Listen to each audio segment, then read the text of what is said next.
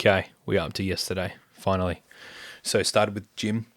First day back over the weekend. After the weekend, I'm trying to put my hoodie on. I just want to wear a hoodie, but obviously I want the headphones on at the same time. See how this works. I feel like some sort of B-grade sci-fi character that they just didn't have the budget to produce properly. Well, that's what I feel like this uniform is. There's some shit on my hoodie.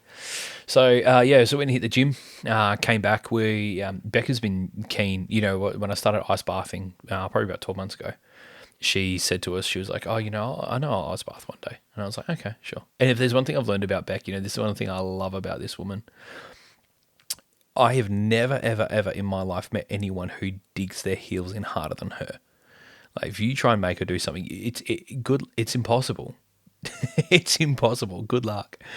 She does what she wants, and if she doesn't want to do it, good luck. You're not gonna be able to make her do it. And the reason I love that now is that obviously our values and our perspectives are for the most part aligned. There might be a few little things we differ on, but over the last nearly 12 years now, we've kind of just slowly come closer together in our perspectives, beliefs, values, and it's been really cool to watch. And what it's done is it's made me have to be a leader in our relationship, and I'm a real big believer that a leader is not someone that makes people achieve an outcome, because there are plenty of people that get outcomes achieved either through individuals or through a group, but they use manipulation and coercion or threats or something like that. Leading is when people willingly follow you. They willingly follow you. That is called leadership, and that is through trust. And I guess that's the foundation of my belief around leadership and what leadership looks like. And and I'm a big believer. I think that the foundation of trust and personal leadership is the longevity part of the growth, and then the leadership skills. The leadership skills part is the trajectory. And the trajectory doesn't matter if you don't have longevity, right? So it's like, we could have the best relationship on the surface, but if I don't actually lead my wife properly, and if I don't lead, that might sound controversial, but we both know that this is how our relationship works. So, it might sound a little bit like chauvinistic or, archaic sort of approach, but I'm aware, Beck's aware, that in our family and in our relationship is that I lead us. That's it. And you know what? It used to be a real, it used to be something that used to frustrate me a lot, until I realized that Beck is a woman and she is feminine. Goodness God, I love it. She is so feminine and I love her. And it's made me have to be a better leader for our relationship. And so anyway, so she hit the gym, and she was hoping to jump in an ice bath end of last week, and then it just didn't pan out. I can't remember what happened. Something happened, and she started to cool down and all that sort of stuff, and I was like, oh well. Anyway, so yesterday, Monday, came the day, and she said to me, she was like, all right, let's do it, before the kids get up. And I was like, how long do you want to jump in for? And she was like, I want to jump in for 5 seconds. I was like, babe, you can do more than that. I know you can. And she was like, no, I just want to, I want to be able to do what I know I can, and get in there and do it. I don't want to have to try and, aim for a lofty goal and miss it. She's like, I just want to do something I know I can do. I was like, okay, no worries. I was like, I reckon you can do 20. She's like, make it 10. I was like, gotcha. Perfect. So she jumped in, and to a credit, super impressive. She ended up lasting nearly a minute. So first go for someone who is outrightly spoken and said, I love comfort. I can't tell you how many times she said to me, I love comfort. And I'm like, man, I love this woman. She's forever growing, forever pushing, forever. And yeah, I love it. I love it. So it was really cool. That was her first ice bath.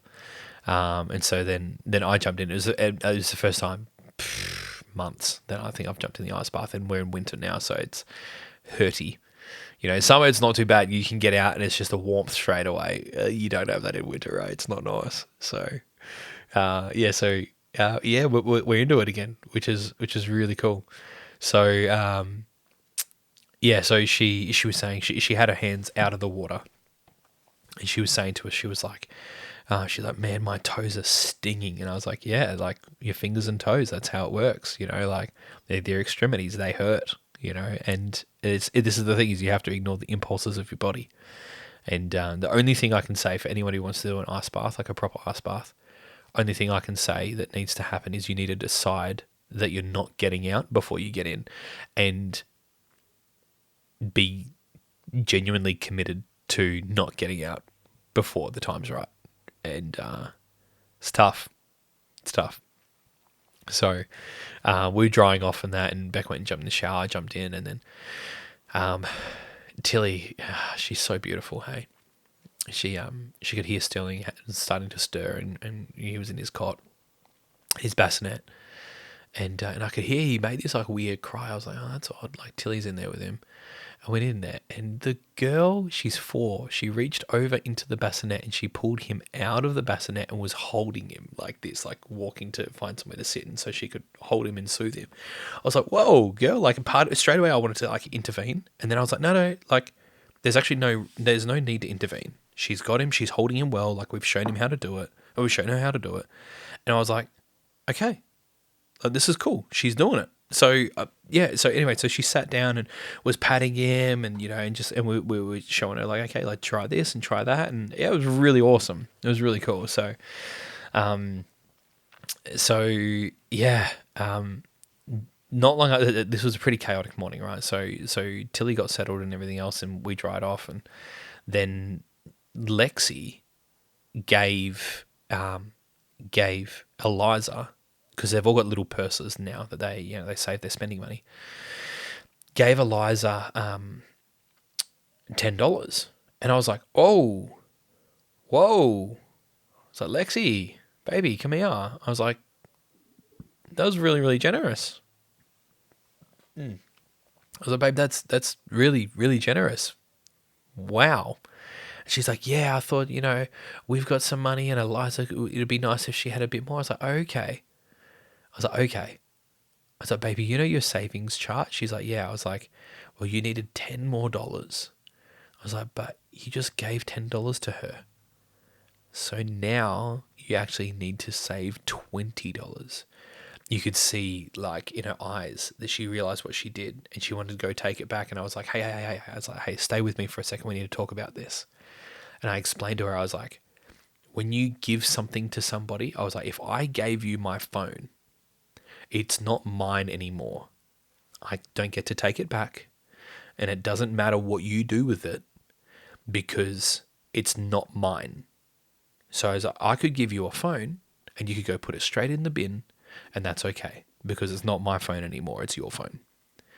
And she was like, okay. I was like, Eliza, that's her money now. I was like, and I love how generous you are. I love that, but it is her money. I was like, you've given that to her, and I love that, but now you need to make $10 back. And so she kind of like, the gravity of it hit her, and I was just like, baby, come here, like give me a hug. And she was super disappointed. I was like, are you just disappointed that you gave her your money that you had saved for your teddy? She's like, yeah. So I had a big hug and everything else, and I was like, it's all right, honey. All you got to do, I was like, listen, let's work it out. You had to sell 5 lucky dips because they're $2 a piece. I was like, now you just got to sell 10 lucky dips. I was like, that's so easy. I was like, baby, you can do this, So so that morning we're headed to school, and we're going to sell lucky dips so that they could save some money, right? And what ended up coming out about that, though, this is the stitch up, was that Tilly started having this real stink attitude, like a real bad attitude. And I'm going like, sometimes Tilly just gets a shit attitude, and I'm going, what is going on? And Tilly's like, oh, Dad, Lexi took my money. And I was like, what? And she was like, yeah. And Lex, I was like, Lex, what happened here? She's like, oh, well, the money that I gave Eliza, I took it out of Tilly's purse. I was like, excuse me? She's like, yeah. I was like, babe. I was like, that's called theft. You literally stole money from from Tilly and gave it to Eliza. She's like, oh. I was like, no. I was like, you need to go to your purse. So we just got over this whole, like, I've lost money, now I have to earn more money thing. And albeit with good intention, finding out that she took it from Tilly's purse and gave it to her, I was like, no. So I had to dig it all back up. She then had to give Tilly her $10 out of her purse.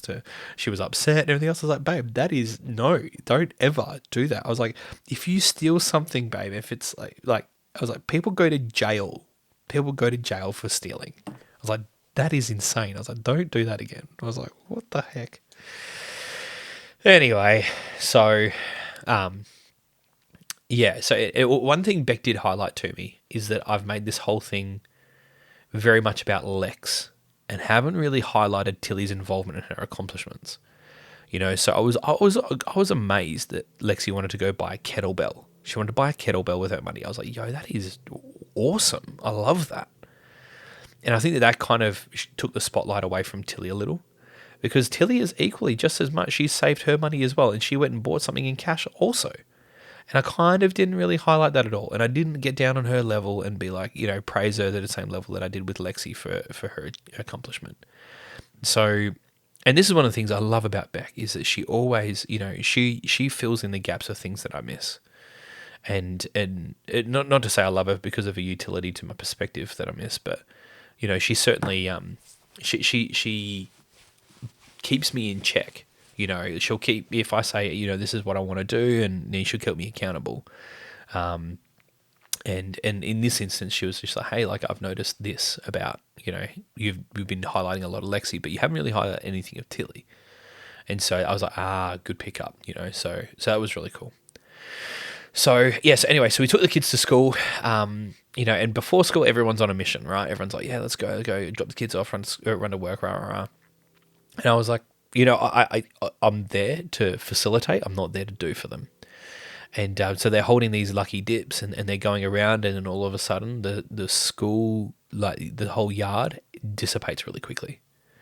And they ask a few people, and it's just kind of like it's nothing's really happened. And they've said, oh, can I take some lucky dips to sell during school? I was like, absolutely. So we chucked some lucky dips in their bag, and I was like, listen, I'll leave the rest in the car.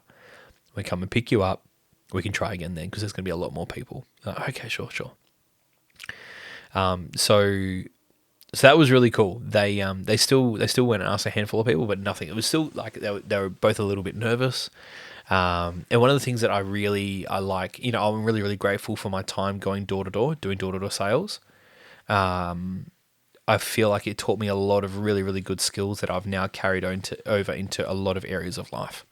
And one of the things is just that getting over the fear of rejection. Like, it doesn't matter. Like, it just being rejected genuinely does not matter. It's, I remember when I was into photography, one of the things that I realized was, I used to get really shitty because, someone would go, work with someone else instead. And I'd be like, oh, like, what was it about my work? And ultimately what it was is the fact that they like that person's work more than mine.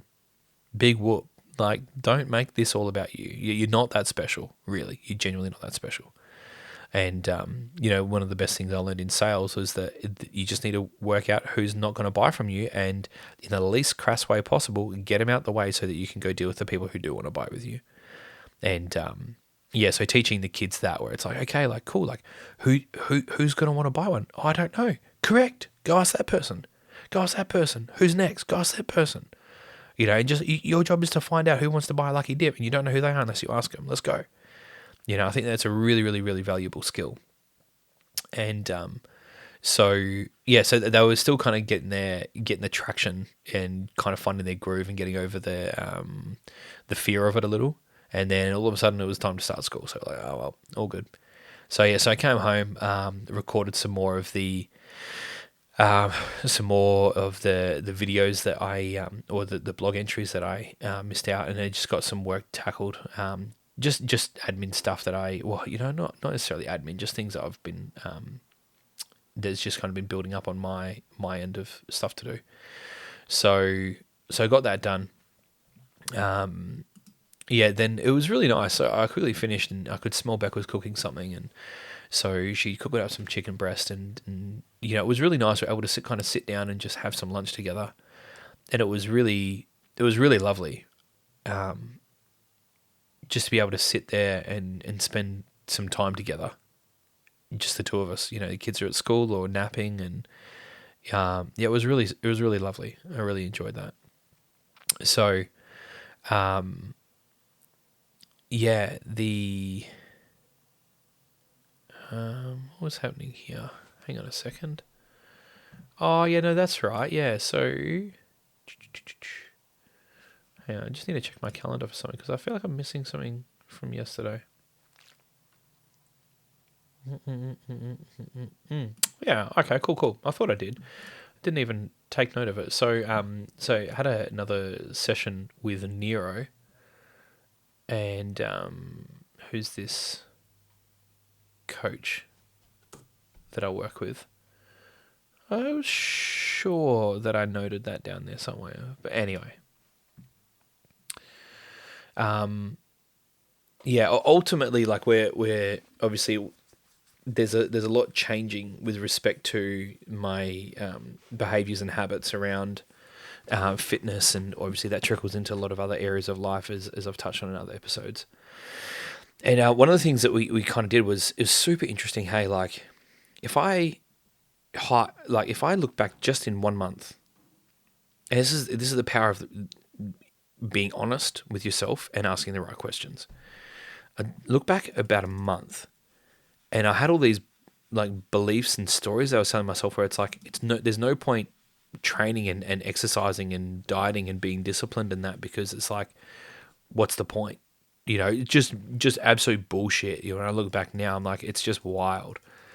And within a month, like, I've done a 7-day fast, and obviously the catalyst was shaving my beard. I'm conscious of that, right? But I've done this 7-day fast. I've been training every weekday, and back into ice baths with Beck, and then tracking food and all that sort of stuff. And Beck, she no, my mouse has just shat the tin. Pain in the ass. And Beck, who's someone who's explicitly said, I love comfort. Well, she's on the train too, and then Lexi buying a kettlebell with her money because she wants to exercise with us, and Beck's tracking her macros, and not to say, obviously, like everyone is, like Lexi's got what she is making the decisions she's making because she's making them, albeit without influence, just like Beck. But the interesting part is, and again, I'm going to sound arrogant and like I think the whole world's about me when I say this, but it took me actually doing something about it, right? Where I was the one to shave my beard off and start being really intentional with my food and exercise and diet, and now everyone else in the family is doing it too. And I'm not, and it's just that's been a constant in our relationship, hey, like, and I felt like when I was kind of talking with Nero around this, is that there was this overwhelming sense of both pride and relief, like pride that I'm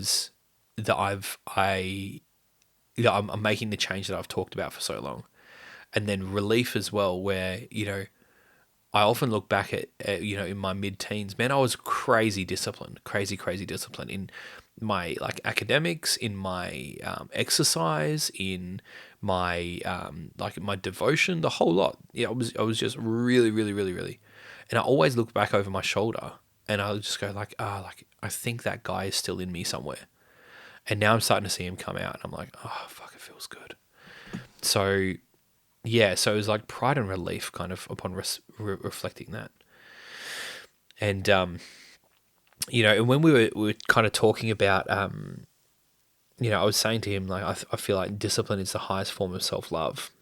And he took it a little bit further. He said, well, I think that devotion is a higher form of self-love, and that, devotion requires commitment and then discipline.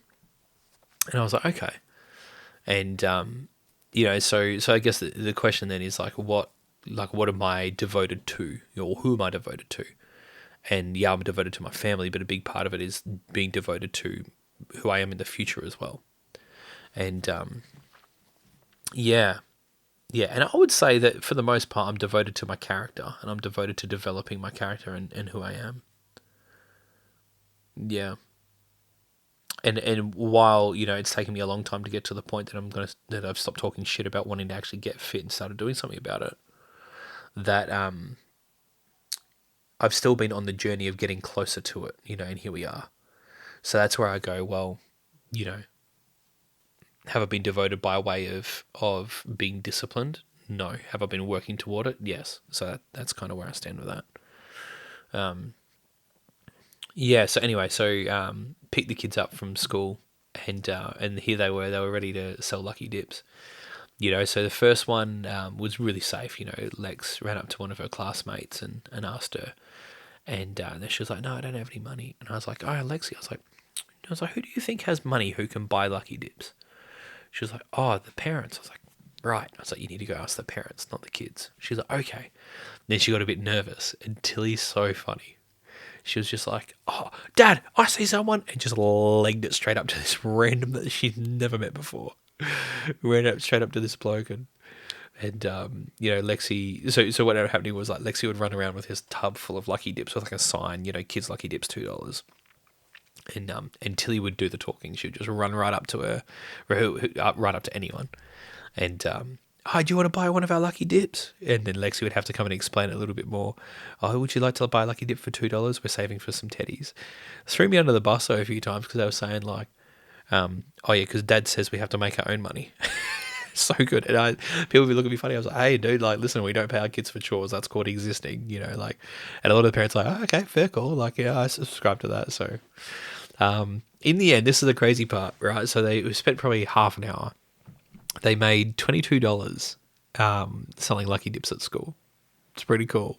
It was really cool. And they started really, really shy. They really, really quickly built the confidence. And then afterwards, like, everyone had left and we just sold the last, like, handful to this, group of friends and who with one of the kids' mums.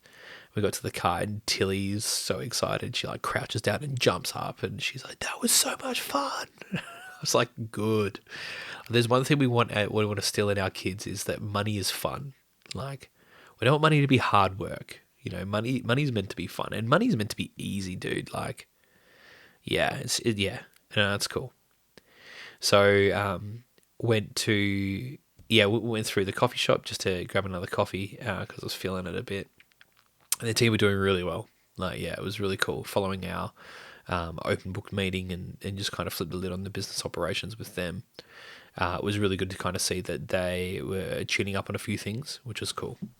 I had a meeting. Oh, that's right. Yeah. So I came home, palmed the kids off to Beck, and I had a meeting with this guy, Stuart Cook, who is the former Zambrero's CEO. Really, really, really cool. Really good meeting. And here's this guy, whether he deals in private equity now, I'm not totally sure. But definitely has like an arm of his business, his CFO consultation. And, we've rescheduled. I think this is the fourth attempt to catch up. So we had a meeting a few weeks back and that was good. And then he said to me, he's like, "Let's tee up another time to keep talking." I was like, okay. Like, I wasn't expecting that, and for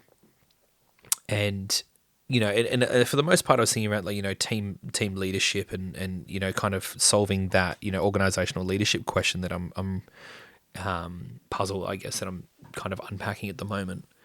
And a lot of it was talking about, making sure your business goals align with your personal goals and your team's goals and rah, rah, rah. And I was like, okay, like that, I get that.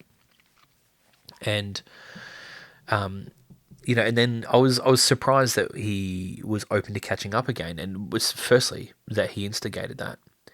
So, obviously with the amount of reschedules and stuff that we had, I said to him, I was like, "Listen, I don't know how to ask this without being weird, right? But why are you meeting up with me? And not to say that I had any sort of intention that he was trying to try and like sell me on anything or try and bring me on as a client or anything like that. I was just like, because there was no hint of that at all. I just said, I was like, like, what are you trying to like? Not what are you trying to like? Why are you bothering making the time? And it was really cool because he was saying, he's like, for him, it's a process of paying back or paying forward to the people who have done the same thing for him.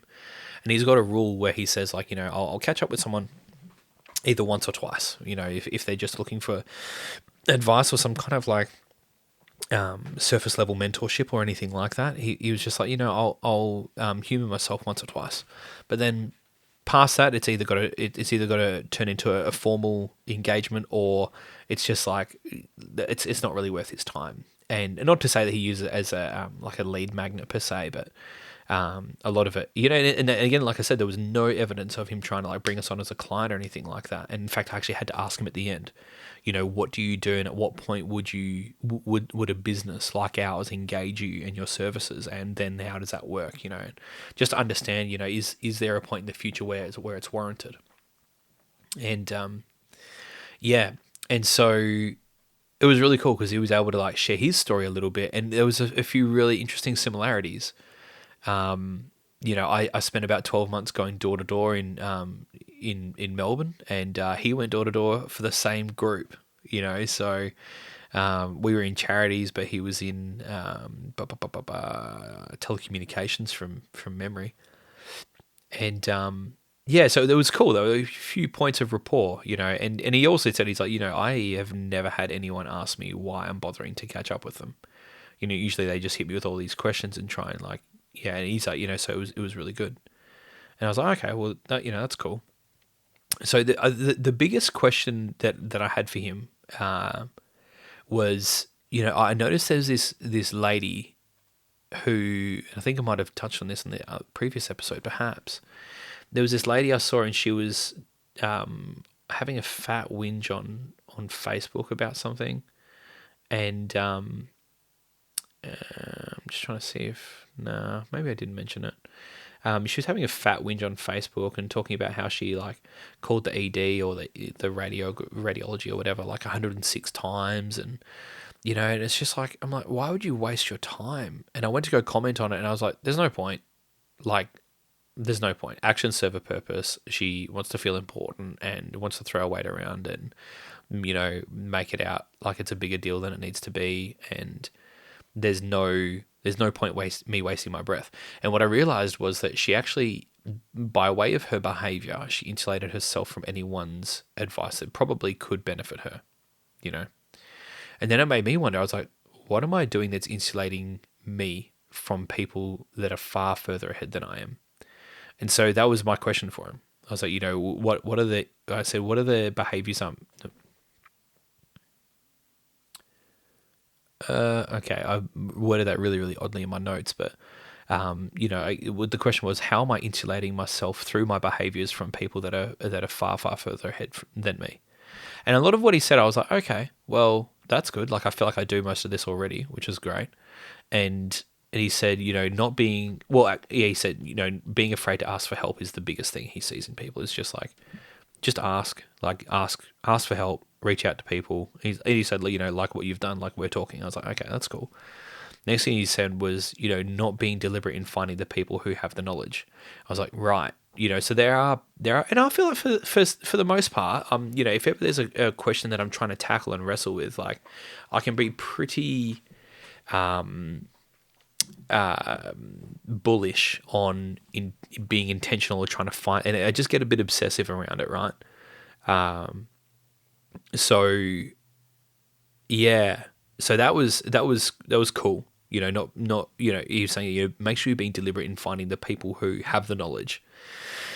And the other thing he said, which I thought was quite good as well, and I've experienced this in the books that I've read, is that he was saying, don't think that the people from other sectors can't help you as well. And I know there's been a lot of books that I've read, around, like, say, for instance, like biology or physics and the principles. I'm like, oh wow, like I'll realize that there's something to apply to business there, and so I was like, okay, well, I subscribe to that as well, so there are a few points, and yeah, and I think the other question I really enjoyed asking him was, and I'm realizing now that I'm slowly starting to get to the point that I'm getting really good at asking questions, and it's one of those things that I certainly value in others, quality of questions. And so the question I asked him, I was like, given his experience and his breadth of experience and the knowledge that he's gained, and the wisdom that he operates his life with now and whatever, I was like, what do you believe would be the most valuable question I could ask you to leverage that? And he said, well, firstly, it took him a long time to reply, and that's why I was like, okay, cool, like this is going to be a good answer. And his number one thing is just like, man, you have to have a real, true vision for your life, and have a 5-year vision, have a 10-year vision, and make it something that you are genuinely, that fires you up, and it's kind of like it's a little bit airy fairier than I was anticipating, because one thing he's like, what he was thinking about it for a bit. He's like, business or life? I was just like, to me, they're synonymous. He's like, okay. I thought about it for a bit, and he was just like, listen, there's 8 areas of life that you need to actually have a vision in what that looks like, And one thing he did, which I thought was really cool, was he got some guy on Fiverr. He gave all these like recorded his, that he wrote out his vision, and then he got some guy on Fiverr to record like a motivational audio of his vision. And I was like, yo, that's cool. I like that. So every morning he's just like, listen, I'll listen to my own vision. I was like, that's gangster. So yeah, I'll probably do something like that, I think. If I, I think, the art of clarity is one of the most, I think, important skills for any leader. And I think you just, you lead yourself. Like, everybody is on the journey of self-leadership. And, there's I guess there's three people in all of us on this leadership journey. You've got the leader who like sets the vision, clarifies the vision. Then you've got the practitioner who goes about the day to day, and then you've got the manager who, assesses and reflects and adjusts and everything else. And there has to be harmony between the three, I guess, versions of ourselves, And yeah, can't remember where I was going with that. Yeah. So anyway, I thought that was it was really good, And toward the end of it, he's just like, listen, man, he's like, I love where you're headed. Keep me in the loop, and it was really cool. So actually, there was this really, really cool piece of advice he said. He was saying when he was working with Jack DeLosa from the Entourage, that what they did was they had the 5 people who would make the most impact to their vision or their goals or whatever. They had the 5 people, and they would describe them, not necessarily like the specific people, but people with skill sets, knowledge, industry, whatever. And every time that they met someone, they'll be like, hey, listen, like I'm on the lookout for these people. Like, who do you know that might be able to help me? Or can you point me in the right direction to be able to meet that person? And he was just like, it's incredible when you're intentional and, call it the universe or God or whatever, but just people just start rocking up. Like, it is incredible. I was like, that's cool. Like, I like that. I really vibe that. So, yeah. So that was really insightful, hey. And then, like I said to him, I was like, listen, I'm really grateful for you taking the time out. He's got a new kid and he's busy, and obviously they're doing a fair bit, so it was cool. So after that, listen, I wrapped up. I went straight out there because it was a shit show, and even he said, he's like, hey man, I can hear your kids in the background. I was like, oh dude, I wasn't sure if you could, but it was just turning to shit real quick. So. Headed out there. Firstly, I went to Beck. I was like, hey, what do you need me to do? And she was like, oh, listen, it's, I was kind of a bit of a chat with her, and then her alarm went off for the bins. So I was like, I'll go put the bins out. And Eliza really wanted me to play with her, and she was just a dog's breakfast. So I was holding her and stuff, and I put her down, and the kids had made a fort in the lounge room. And I said to her, I was like, hey, listen, like, you play in there. I was like, when I'm done taking the bins out, I will come and I will be there with you. And we can play together. And she was like, okay, cool. So I went out the front, and I was like, oh, I just need to fire up a message. Well, it took a little bit longer than I expected. And, and so I was taking the bins out, and Eliza comes out, and she asked me in this roundabout sort of baby gibberish way. She said, she's done. And And I was like, oh wow. And then she was so excited for me to come and play with her at like 2. I love kids. That she grabbed the recycling bin. She's so small. She grabbed the recycling bin and took the recycling bin out to the curb, and like spun it around the whole lot. I was like, yo, this is wild. So we did that, and that was really cool. And so we came through and we played drive-throughs with the girls, and I was in the car, I was the customer, and I was driving through the coffee shop, and yeah, it was good fun. And I accidentally ran over one of the girls, and so one of them had to be the ambulance, and so it kind of divulged from playing, or devolved, sorry, from playing drive-throughs at the coffee shop to doctors and ambulances. So whatever. So then, I was holding Sterling. I was just trying to give Beck as much like respite from the chaos of kids. So I was holding Sterling while Beck was making dinner with the kids and stuff, and he was just really, really restless. And I was like, you know what, I'm just going to sit next to the kids. So we sat there. All he wanted to do was just be around the girls. So we were just sitting there, and and I had him sitting on my knee. They were just chatting and doing their thing, but he just wanted to be there and just be with them. And it was just really cool to see that. Hey, yeah, I really enjoyed that. And that's, I mean, even the other day I kind of experienced that with him as well, where all he wanted to do was just be around us. It's really sweet. Yeah. So anyway, after that, we were just like, just arguing and constant high emotions and exhaustion from everyone. And we were just like, you know what, it's time for bed. So chucked the kids in the bath. And one thing I noticed was I kept intervening at the first sign of frustration rather than letting the kids try and work through it, and that's something that I'm very conscious of, that they need to work out how to deal with interpersonal conflict. And I was kind of robbing them of that. So I was like, I need to leave them, let them argue it out a little bit, and then if it keeps getting worse, then I'll step in and mediate, But so end up putting the kids to bed, and just I've been doing a pretty shit job recently of kind of managing my frustration with the kids. Yeah. Anyway, so it was it was nice to be able to get the kids in bed and kind of wrap up the day. It was a pretty big day. And and Beck actually finished making a tablecloth, which is cool. It was like a waterproof tablecloth, which is awesome. And it was really cool. Like, we were kind of talking, Beck and I, and she was saying how she mentioned, oh, that's right, she was saying how she went to the physio, and obviously just postpartum checkup, and talking about ab separation, and her abs were really, really good. And her pelvic floor is really good, and like all these things, like she just aced it. She like ticked all the boxes, and she was like, it's amazing that like I've had 4 kids, and I was going, like, I had this moment where I looked at her, I was like, you've had 4 kids. I was like, babe, does that seem like wild that you've had 4 kids? She's like, yeah.